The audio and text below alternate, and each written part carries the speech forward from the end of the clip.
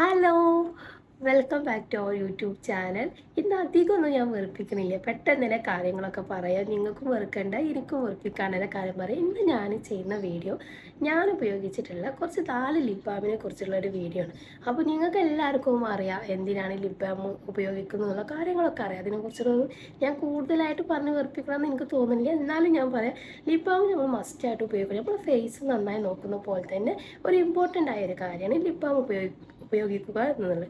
Because lip balm ഉപയോഗിക്കും തോറും നമ്മൾ ചുണ്ടുകളൊക്കെ നല്ല മൃദുലമായിട്ട് വരികയും നല്ല സോഫ്റ്റ് ആയിട്ട് വരികയൊക്കെ ചെയ്യും. പക്ഷേ എത്ര ലിപ് ബാം ഉപയോഗിച്ചാലും നിങ്ങൾ ഇമ്പോർട്ടൻ്റ് ആയിട്ട് ഒരു കാര്യം ചെയ്യേണ്ടതുണ്ട്. എന്താണെന്ന് വെച്ച് കഴിഞ്ഞാൽ നിങ്ങൾ നന്നായിട്ട് വെള്ളം കുടിക്കണം. അതിലൊരു കോംപ്രമൈസ് നിങ്ങൾ ചെയ്യരുത്.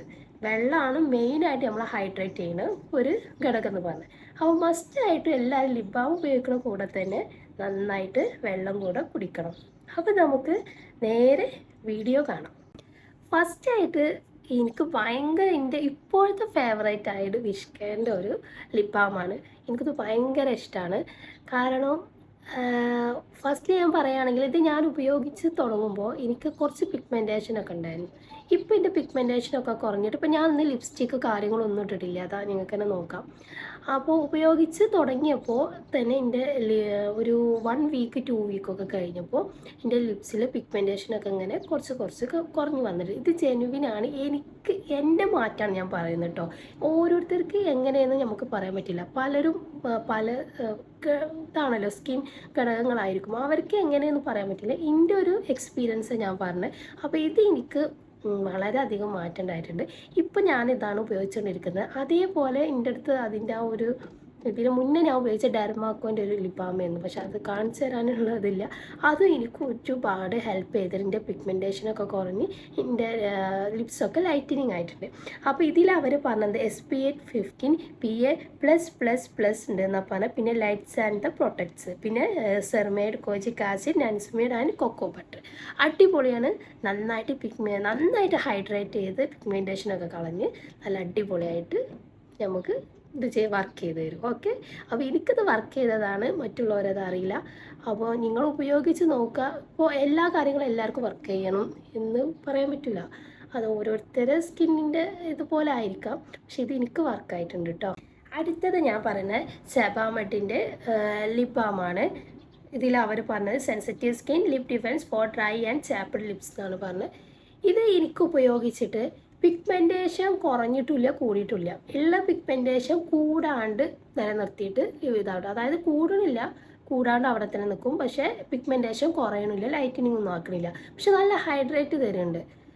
ഇതിപ്പോൾ ഇതിൻ്റെ റിവ്യൂ ഒക്കെ നോക്കിയപ്പോൾ പലരും പറഞ്ഞിരുന്നു, ഞാൻ കുറേ റിവ്യൂസൊക്കെ കണ്ടപ്പോൾ നല്ല ലൈറ്റനിങ് ആക്കും. പക്ഷേ എനിക്ക് പേഴ്സണലി ഒന്നും ഇതായിട്ടില്ല. പക്ഷേ നന്നായിട്ട് ഹൈഡ്രേറ്റ് ആയിട്ട് ലിപ്പിൽ നിൽക്കുന്നത്. ഇപ്പോൾ നമ്മൾ പിഗ്മെൻറ്റേഷൻ കൂടാണ്ട് നിലനിർത്തുന്നുണ്ട്. അപ്പോൾ ഉപയോഗിക്കേണ്ടവർക്ക് ഉപയോഗിക്കാം. ഒരു മോശം ഒന്നും പറയാനുള്ള ഒരു പ്രൊഡക്റ്റ് അല്ല. നെക്സ്റ്റ് ഞാൻ എൻ്റെ ഹസ്ബൻഡിന് മേടിച്ചതാണ്. ഇത് ദ മാൻ കമ്പനി എന്ന് പറഞ്ഞ ഒരു ഇതിൻ്റെ ലിപ് ബാമാണ്. അപ്പോൾ ഹസ്ബൻഡിന് ഞാൻ മേടിച്ചതാണ്. ഇതിൻ്റെ റിവ്യൂ ഒക്കെ കണ്ടിട്ട് നല്ലതാണ്, നല്ല ലൈറ്റിനും. പിന്നെ ഇതിൻ്റെ അവരാ ഒരു നമ്മൾ ഇത് വാങ്ങിക്കുമ്പോൾ അവരാ ഒരു ഇതിനെക്കുറിച്ചിട്ട് പറയല്ലോ, അതിൽ നല്ല ലൈറ്റിനായി പിങ്ക് കളർ ആകും എന്നൊക്കെ പറഞ്ഞ് ഞാൻ എൻ്റെ ഹസ്ബൻഡിന് മേടിച്ച. ഹസ്ബൻഡ് നല്ല പിഗ്മെൻറ്റഡാണ് ലിപ്സ്.